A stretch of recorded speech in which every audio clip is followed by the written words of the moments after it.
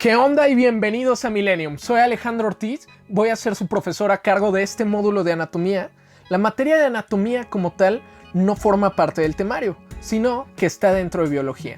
Pero para nosotros es un tema sumamente importante debido a que muchas veces esta materia y las preguntas que vienen en el examen de admisión sobre ella son las que normalmente dejan afuera a las personas que presentan este examen porque se consideran las preguntas difíciles de biología.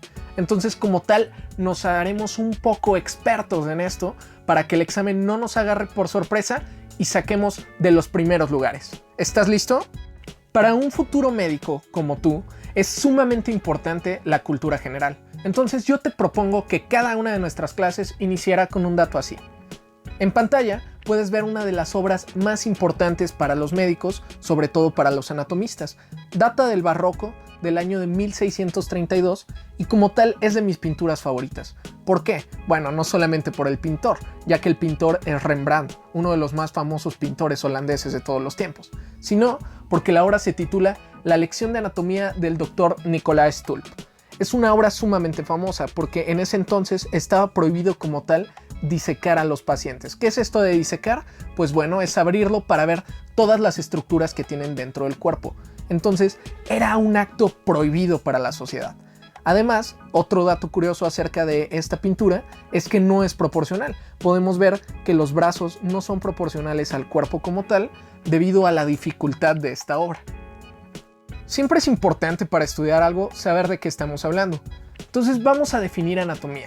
Como tal, la anatomía es una ciencia que se dedica al estudio de la estructura, de los diversos componentes que tienen los seres vivos y más que nada de cómo se relacionan entre ellos. Deriva del vocablo griego ana, que significa sobre o arriba, y de temien, que quiere decir corte. Entonces, como tal, etimológicamente, definiríamos anatomía como sobre el corte. Como tal, eso es muy útil debido a que antes era lo que se observaba luego de disecar o de cortar ciertas estructuras para poder ver qué había en el interior. Esto va a marcar un inicio como tal de las ciencias biológicas y por supuesto de las ciencias médicas como tal, ya que conociendo al cuerpo humano podríamos saber qué estaba mal, qué era normal para poder llegar a tratar las anormalidades. Y como pueden ver en pantalla, existen muchísimos trazos a lo largo de toda la historia de cómo la gente iba percibiendo esta anatomía.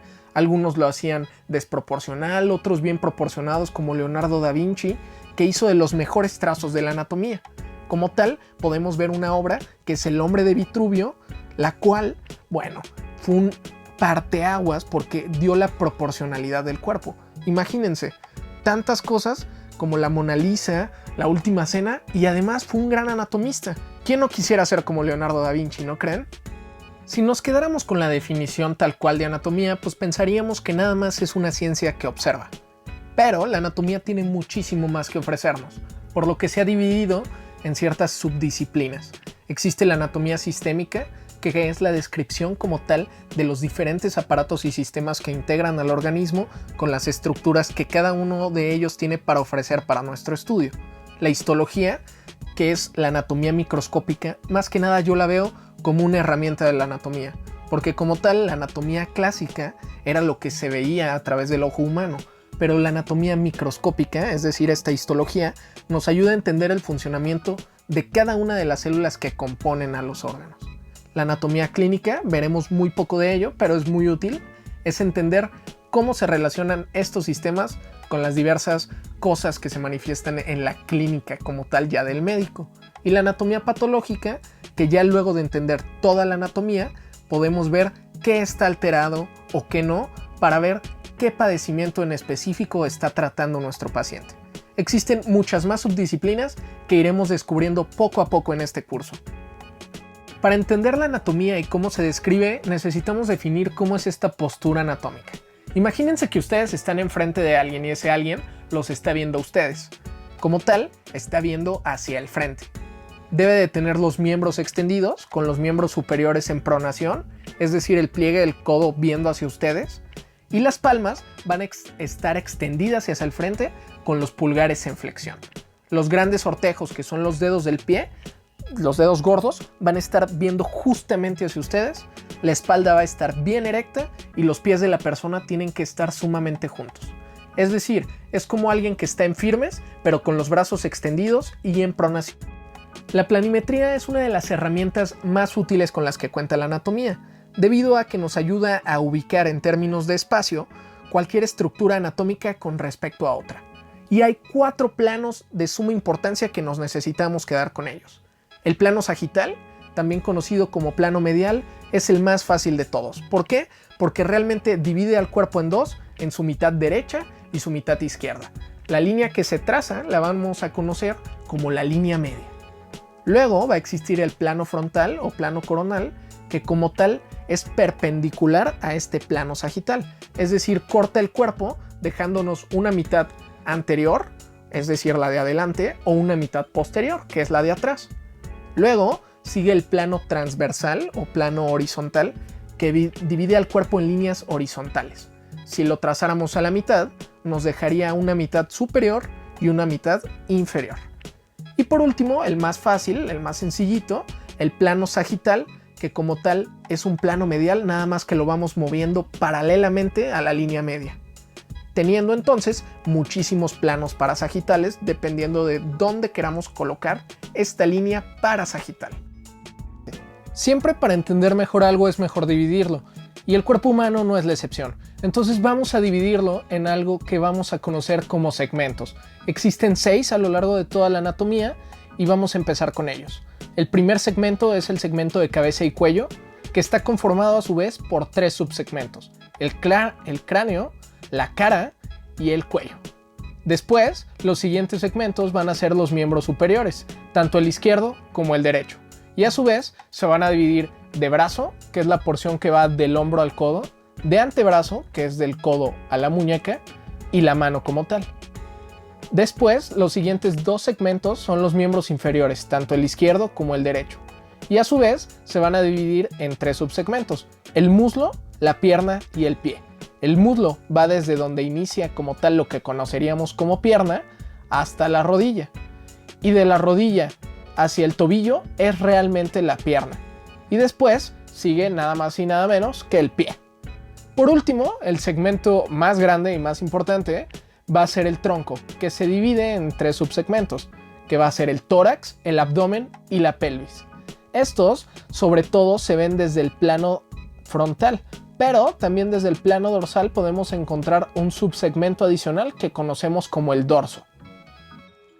Entender cómo a veces los anatomistas o los científicos se expresan del cuerpo humano es una tarea difícil porque utilizan términos que muchas veces no conocemos.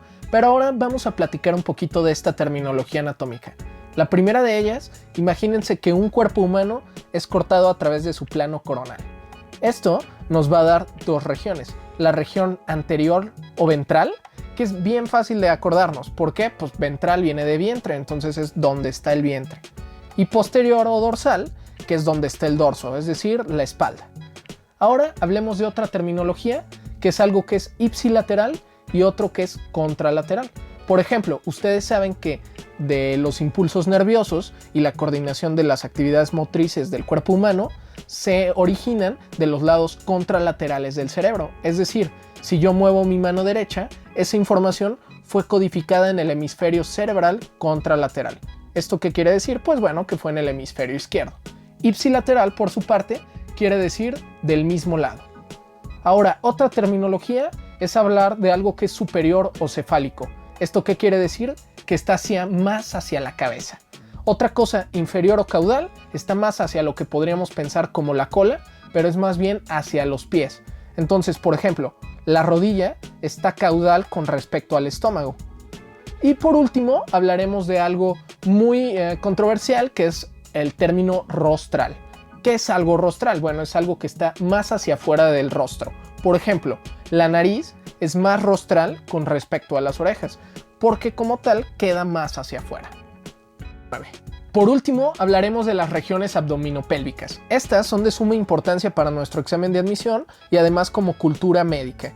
Son 9 regiones de suma importancia y la de en medio es la clásica, el mesogastrio. ¿Qué quiere decir mesogastrio? Que está como a la mitad del estómago aproximadamente. Arriba del estómago tendremos el epigastrio y abajo del estómago tendremos el hipogastrio. Ahora, las otras regiones son similares, nada más que unas son del lado izquierdo y otro lado del derecho. Abajo de la parrilla costal, que es donde tenemos las costillas que normalmente son de cartílago, tendremos el hipocondrio. ¿Por qué hipocondrio? Pues porque quiere decir abajo del cartílago. Después tendremos el flanco, tanto derecho como izquierdo, y después los huesos ilíacos forman una fosa. Entonces la llamaremos fosa ilíaca derecha o fosa ilíaca izquierda. La fosa ilíaca derecha es de mucho interés médico debido a que el dolor que se origina en ese lugar coincide con los cuadros de apendicitis, que es la inflamación del apéndice. Hablaremos brevemente de los niveles de organización, esto compete más a la materia de biología, sin embargo es muy útil recordarlos. Está incompleto debido a que los primeros niveles son niveles tanto atómicos como moleculares. El primer nivel de interés del punto de vista anatómico será el nivel celular, que como tal es la unidad básica de la vida. Luego de esto, el conjunto de células se llamará tejido, que a su vez, un conjunto de tejidos formará lo que conocemos como un órgano. Este órgano podría ser, por ejemplo, la piel. La piel, saben ustedes que tiene varios estratos conformados por varias células, cada uno de ellos. Después, la piel formará el sistema integumentario. ¿Por qué es un sistema? Pues bueno, es el conjunto de varios órganos que tienen una función en común. Después tendremos el nivel de aparato y como tal, el conjunto de aparatos y sistemas nos darán el nivel de organismo, que es como tú y como yo. Esto, pues bueno, es finalmente lo que vamos a estudiar. Pero para entender un organismo debemos de conocer desde su célula y cómo va uniéndose una con otra para llegar al final. Entonces ya quedamos. Los sistemas del cuerpo son grupos de 2 o más órganos que van a funcionar en coordinación para tener un fin en común. Como por ejemplo, el sistema cardiovascular, su fin en común es llevar sangre a todo el organismo.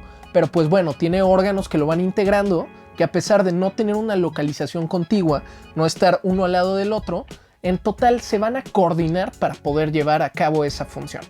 Y pues bueno, no solamente tienen una función única, van a tener una gran variedad de funciones con un fin biológico para el ser humano que al final, integrándolo como tal, va a ser la vida. Conocemos varios sistemas del cuerpo, aproximadamente hay 12 de interés médico y los iremos desglosando poco a poco a lo largo de las siguientes clases. Pero brevemente daremos una introducción de cada uno de ellos. Uno de los sistemas más importantes clínicamente, muy interesante y además muy factible de preguntar en el examen de admisión de medicina, es el sistema nervioso. Como tal, va a tener ciertas estructuras que vamos a conocer como estructuras principales, las cuales lo van a integrar a grandes rasgos. Y como tal, va a ser el encéfalo, la médula espinal, los nervios craneales y raquídeos. ¿Cuál es la diferencia entre ellos? Bueno, los craneales parten como tal del encéfalo y los raquídeos de la médula espinal o raquis. Como tal, su función va a ser el control de los procesos fisiológicos que junto con el sistema endocrino van a mantener la homeostasis. Y pues bueno, va a percibir el ambiente, nuestro medio externo, y va a dirigir un comportamiento orientado de acuerdo a la percepción que tenga. Junto con el sistema nervioso, los aparatos reproductores forman de los más preguntables en el examen de admisión, entonces no hay que quitarles importancia. Los aparatos reproductores van a dividirse en masculino y femenino. Del masculino, sus principales estructuras va a ser los testículos, el pene y las glándulas accesorias que van a generar como tal el material útil para el espermatozoide. La función va a ser la producción del espermatozoide, que es el gameto sexual masculino, y ciertas hormonas sexuales que van a servir para la reproducción humana, para la diferenciación sexual y para el mantenimiento de otras funciones del cuerpo humano. Continuando, tendremos al aparato reproductor femenino. Tiene ciertas estructuras análogas al masculino, pero como tal es un aparato totalmente distinto. Sus principales estructuras van a ser los ovarios, que propiamente sí son los análogos al testículo, las trompas de falopio, el útero y la prolongación del tubo muscular que conocemos como vagina. La función va a ser que va a producir los óvulos mes tras mes a través de un ciclo de maduración folicular para poder llevar a cabo ciertas funciones como tal de hormonas sexuales femeninas y además de generar el gameto sexual femenino listo para ser fecundado y como tal dar el embrión y pues llevar a cabo el embarazo, que se va a llevar a cabo en todo este aparato. Seguramente para estas alturas de la clase ya te está dando hambre y por eso veremos el aparato digestivo, que como tal inicia desde la cavidad oral el tracto digestivo propiamente dicho, que es el tubo donde se lleva a cabo la digestión, y las glándulas accesorias que van a ayudar a este proceso de la digestión. El cuerpo humano necesita nutrientes, ¿estamos de acuerdo? ¿Y cómo se obtienen? Bueno, a través de reacciones de catabolismo, que quiere decir llevar de lo complejo a lo simple, como por ejemplo al comernos una hamburguesa, lo que absorbemos no son moléculas de hamburguesa, sino moléculas de glucosa. Y pues esto va a ser la función del aparato digestivo a grandes rasgos, para mantener así el mantenimiento y el crecimiento del cuerpo humano en un estado óptimo y funcional para la vida. El sistema urinario muchas veces es un sistema que engaña por su apariencia. ¿Por qué? Porque es un sistema muy pequeño, pero la función es esencial para la vida. Vamos a tener que está conformado por los riñones, sus tubos musculares que conocemos como uréteres, que van a llevar la orina a la vejiga, que posteriormente saldrá por la uretra. Nuestra principal estrella aquí va a ser el riñón, porque junto con su unidad funcional que conocemos como nefrona, va a mantener las condiciones homeostáticas de la sangre, es decir, el equilibrio de sus componentes, y además va a llevar el desecho de sustancias y electrolitos al exterior, manteniendo así el equilibrio metabólico y el equilibrio ácido-base fundamental para la vida. 17. Estoy 50% seguro que quieres ser cardiólogo. Se ha encontrado que muchas veces las personas que quieren ser estudiantes de medicina están pensando en cardiología, que es una de las especialidades más interesantes. Y eso estoy seguro debido a lo interesante que es el sistema cardiovascular, también conocido como sistema circulatorio. Este va a tener 3 estructuras fundamentales: la bomba, que vamos a conocer como corazón, el contenedor, que son los vasos sanguíneos, y el contenido del contenedor, que es la sangre. Como tal, va a tener una vasta cantidad de funciones, pero las más importantes es que transporta los nutrientes, los gases, las hormonas y otros desechos metabólicos por todo el organismo. Además, que va a regular la temperatura corporal y nos va a dar lo que conocemos como vida. ¿O a poco no? Siempre que en las películas están buscando si alguien está vivo, le toman el pulso. ¿Por qué? Porque a través de eso podemos evaluar al sistema cardiovascular y saber cómo es el estado de nuestro paciente. El aparato respiratorio es de vital importancia entenderlo. Va a estar conformado desde la nariz, la faringe y la tráquea, que conocemos como vías aéreas superiores, y por las vías aéreas inferiores, que van a ser los pulmones y los sacos respiratorios, que se conocen como alvéolos. Como tal, van a dar un intercambio de gases entre la sangre y el medio exterior. Y ojo, aquí viene un concepto sumamente importante. A pesar de que se llama aparato respiratorio, la función no es respirar, sino ventilar. El proceso de respiración ya es un proceso celular que estudiaremos después, que se basa en el ciclo de Krebs. Y pues bueno, este intercambio de gases, lo que ustedes conocían hasta hace rato como respiración y lo que es ventilación, va a estar en estrecha relación con el oxígeno y el dióxido de carbono, los cuales uno se va a inhalar y otro se va a exhalar, a su vez manteniendo las concentraciones óptimas para que el cuerpo humano pueda trabajar y ser funcionalmente activo. Un sistema muchas veces olvidado, que solo nos acordamos de él cuando estamos enfermos, es el sistema inmunitario.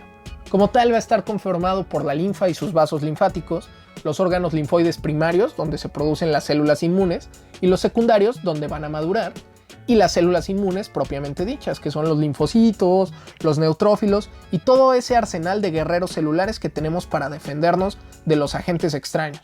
Además, van a dar tolerancia a lo propio, porque es difícil para el cuerpo a veces discriminar qué es de nosotros y qué es extraño. Y como tal, van a dar la función de inmunidad, que es una función de protección. No solamente existe cuando estamos enfermos, sino que está constantemente activada, manteniéndonos en un estado óptimo. El esqueleto es uno de los componentes más grandes del cuerpo humano. Sin embargo, no es simplemente un órgano, no es puro hueso, sino que tiene también cartílago y ligamentos y tendones, que a su vez, junto con el hueso, forman al sistema esquelético. Este va a estar en estrecha unión con el sistema muscular debido a que van a dar al aparato músculo-esquelético. Su función va a ser el soporte corporal, la unión para el músculo para mantener los ejes del movimiento y podernos transportar, recoger objetos y mantenernos erectos, y además va a dar protección a los órganos internos, como el cráneo, que protege al cerebro, la caja torácica, que está protegiendo al corazón, a otros órganos de la línea media y los pulmones, y la pelvis, que por ejemplo da protección a ciertas partes del tracto gastrointestinal. ¿Todos los músculos están en estrecha relación con el hueso? Pues la respuesta es que no. A pesar de que les dije que el sistema muscular está en estrecha relación con el músculo esquelético, solamente va a ser una estructura de este sistema, que es el músculo estriado esquelético. Pero nos quedan dos. Va a ser el músculo estriado cardíaco y el músculo liso. Como tal, pues bueno, cada uno va a tener una función distinta. El músculo estriado va a dar el movimiento del esqueleto y la propulsión del cuerpo. El músculo liso va a dar transporte de sustancias porque, por ejemplo, está en el tracto digestivo, va a ayudar a que se propulse la comida y los desechos metabólicos. Y el corazón, pues bueno, es el más fácil porque simplemente, suena simple, pero da la contracción cardíaca. La contracción cardíaca es lo que vamos a conocer como pulso. Eso como tal lo veremos más que nada en el sistema cardiovascular, pero entender cómo funciona el músculo es vital para entender a un sistema completo. Ya casi por acabar veremos el sistema integumentario.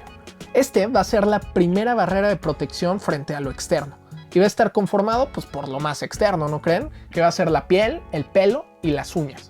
Pero además tiene ciertos receptores sensoriales que nos dan uno de los sentidos que conocemos como tacto y ciertas glándulas que protegen y mantienen el estado óptimo de la piel sobre todo para poder ser esta barrera de protección.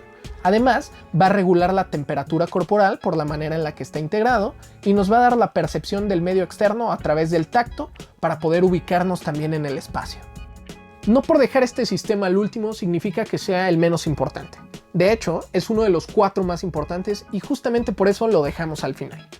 Como tal, el sistema endocrino puede que lo conozcan un poquito debido a las hormonas, pero va a tener estructuras clave que lo regulan, que van a ser el hipotálamo y la hipófisis, que los conocemos como las glándulas maestras, los reguladores del sistema. Estos van a estimular a unos órganos que conocemos como órganos diana, porque ahí llega la flecha. Y como tal, va a ser la tiroides, la corteza suprarrenal, algunos órganos sexuales como los testículos y los ovarios, etc. Y otro componente clave va a ser la sangre, porque la sangre es la que transporta a todas estas hormonas del sistema endocrino. Junto al sistema nervioso central, va a regular los procesos fisiológicos y va a mantener la homeostasis. La homeostasis será el tema de nuestra próxima clase, así que esténse pendientes y nuevamente, felicidades por decidir esto, estar en Millennium, nos vemos pronto.